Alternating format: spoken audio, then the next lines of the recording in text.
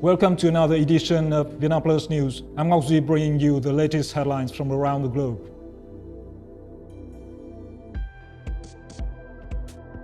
China-Vietnam ties, timeless and handed down across generations.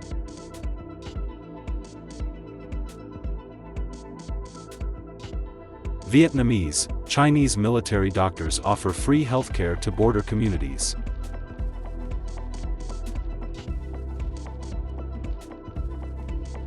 Prime Minister urges action on institutional hurdles to spur growth.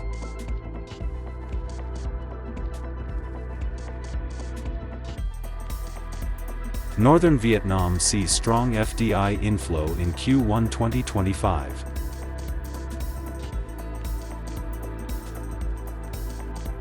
Over 100 photos showcase Vietnamese women's outside through wartime.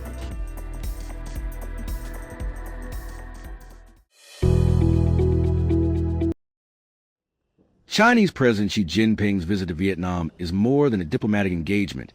It stands as a powerful symbol of the enduring friendship between the Chinese and Vietnamese peoples. Representing 1.4 billion citizens, President Xi serves as a true ambassador of goodwill. Our geographical proximity ties us closely together, and our two nations have shared a long and intertwined history. As a Chinese citizen, I believe it is important to remember and cherish the friendship between our countries. As long as both governments and leaders remain committed, this thousand-year-old bond will continue to thrive. Despite shifts in the regional and global landscape, the traditional and time-honored friendship between China and Vietnam remains steadfast. The founding leaders of both countries laid a strong foundation for this relationship through their sacrifices and efforts. It is now the responsibility of the younger generations to carry it forward by promoting cultural exchanges, strengthening cooperation in areas like transportation, and building even stronger ties between the two nations.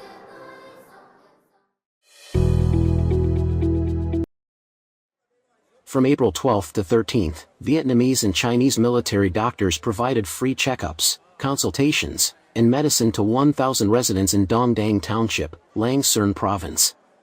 The event was part of the 9th Vietnam-China Border Defense Friendship Exchange, held from April 16 to 17 in Lang Son, Vietnam, and Guangxi Zhuang Autonomous Region, China. I came today for an eye and throat checkup.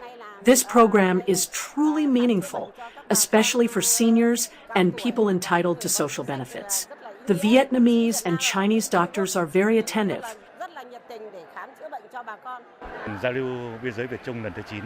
This 9th Vietnam-China border exchange is special in several ways. We brought highly skilled doctors and advanced equipment to serve people in the border area. Most notably, this is a bilateral initiative. We sent a team of doctors to China to provide care for their border residents. And in return, the Chinese military has sent a medical team to work alongside our doctors to treat people here in Lang Son. The free health services are especially meaningful for the elderly, people living alone, and those in difficult financial situations. The program also reflects the close friendship between the two countries and their armed forces, particularly between their military medical units. It provides an opportunity for professional exchange, mutual learning, and the strengthening of future cooperation in healthcare and community well-being.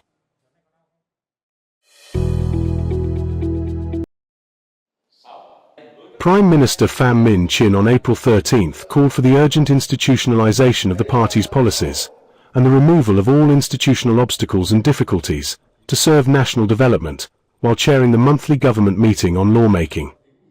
The government leader said significant time and efforts have been dedicated to building and improving the legal and institutional framework, which is considered one of the country's strategic breakthroughs.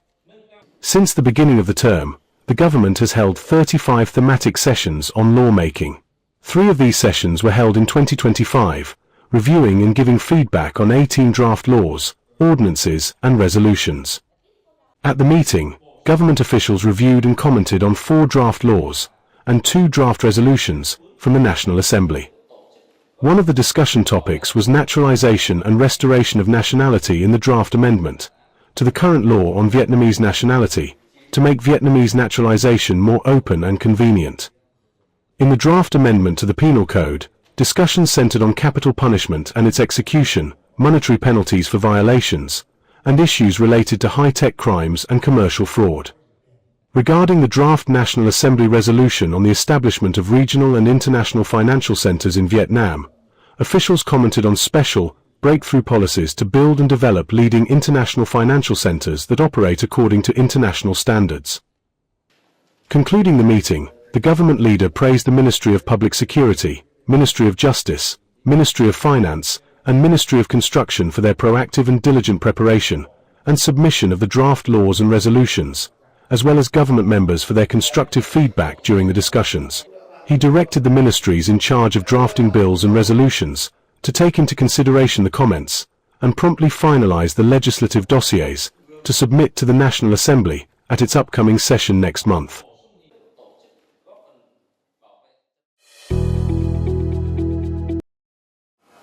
Northern localities such as Bac Ninh, Hai Phong, and Hal Nam have recorded impressive foreign direct investment (FDI) growth in the first quarter of 2025, thanks to their ongoing efforts to improve the business climate and attract investment from high-tech, environmentally friendly enterprises.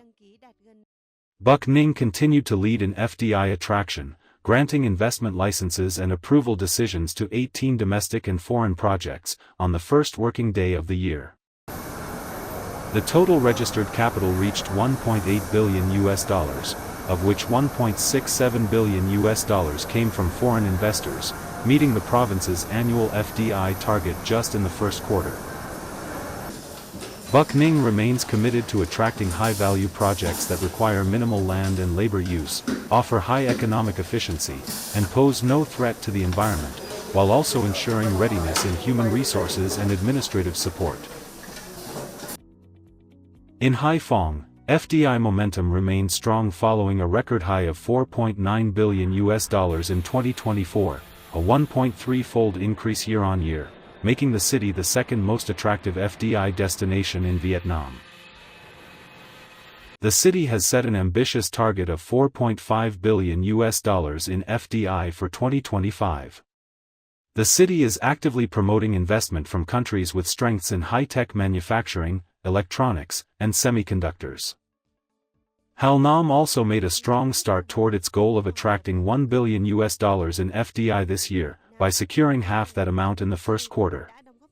The province is pursuing a long-term vision of developing industrial parks, integrated with urban and service areas, while prioritizing clean, high-tech industries. To support this growing influx of foreign investment, all three provinces are accelerating infrastructure development, administrative reform, and human resource training. Local authorities are also working hard to remove barriers to business operations, especially in areas such as site clearance and licensing.